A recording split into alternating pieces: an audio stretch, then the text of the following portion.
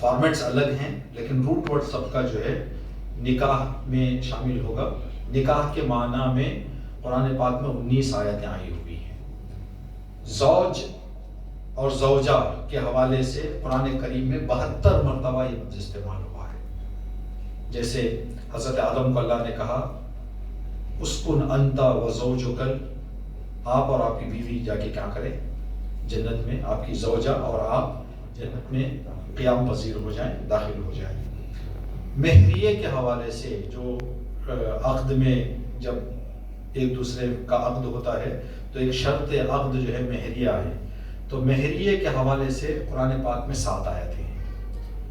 تو اتنا زیادہ اس مقدس کتاب میں اس مسئلے کا ذکر ہونا، 72 مرتبہ زوج کا ذکر ہونا، 19 مرتبہ نکاح کا ذکر ہونا، 7 مرتبہ مہریے کا ذکر ہونا، اس بات کی طرف اشارہ ہے کہ ایک اسلام کی نگاہ میں یہ کام اور یہ مسئلہ بڑا قیمتی مسئلہ ہے، بڑا جو ہے اسلام کا اہمیت اسلام نے اس مسئلے کو ادا کی ہے. اور اس کے سماجی اور دوسرے مسائل کے فوائد کو دیکھیں تو بہت لمبا ایک ٹاپک ہو جائے گا، ہم اس کی طرف نہیں جائیں. ابھی نمونے کے طور پر، مثال کے طور پر قرآن کریم کی تلاوت بھی ہو جائے اور ہمیں پتہ بھی چلے. یہ وہ آیت ہے جس آیت کو عقد نکاح میں پڑھا جاتا ہے.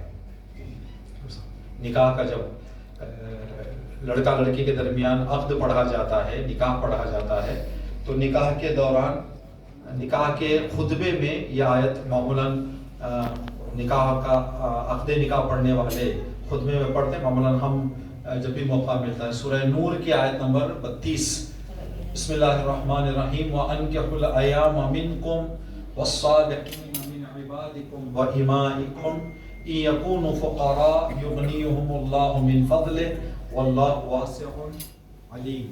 اللہ تبارک تعالیٰ کا ارشاد ہے، اور اپنے غیر شادی شدہ آزاد افراد اور اپنے غلاموں اور کنیزوں میں سے باصلاحیت افراد کا نکاح کا اہتمام کرو.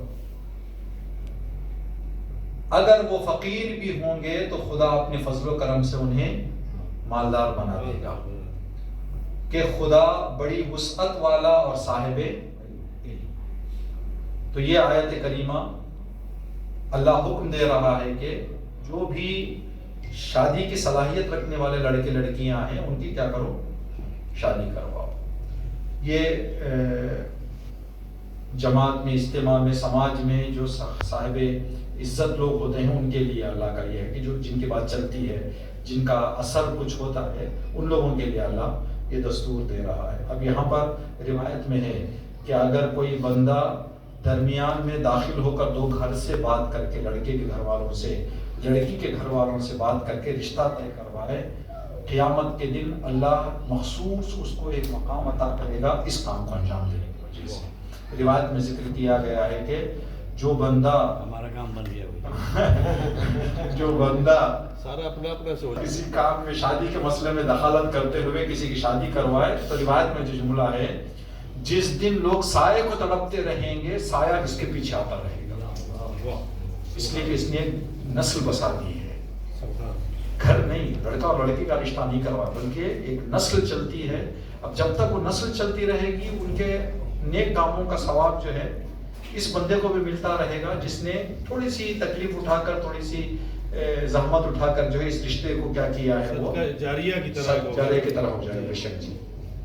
یہ ایک آیت، اس آیت کو ہم نے جو لال رنگ میں یہ کیا ہے، پوائنٹ کیا ہم نے، نکاح 19 مرتبہ نکاح کی آیتیں قرآن کریم میں آئی ہیں، یہ ایک آیت ہے. زوج 72 مرتبہ آیا ہے. زوج مطلب کپل، آپ انگلش میں کہیں کہ بیوی کے لیے بھی استعمال ہوگا، شوہر کے لیے بھی استعمال ہوگا. اب یہ اردو میں زوج اور زوجہ، زوج مرد کے لیے استعمال ہوتا ہے شوہر کے لیے، اور زوجہ بیوی کے لیے استعمال ہوتا ہے. اب اس آیت کو آپ کی خدمت میں، یہ والی آیت ہے سورہ روم کی آیت نمبر 21.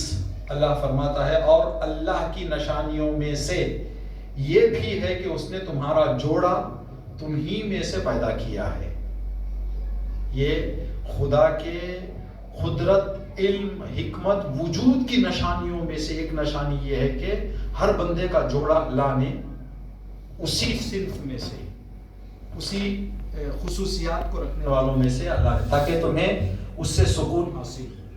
اللہ نے جوڑے بنائے ہیں تاکہ تمہیں ذہنی سکون ملے، جسمی سکون۔ آدمی جو ہے وہ بہترین شکل میں جو ہے کیا ہو جائے، یعنی دنیا کی رحمت قرار دی ہے کہ اس میں سے صاحبان فکر کے لیے بہت سی نشانیاں پائی جاتی ہیں۔ دیکھیں یہ بہت بڑی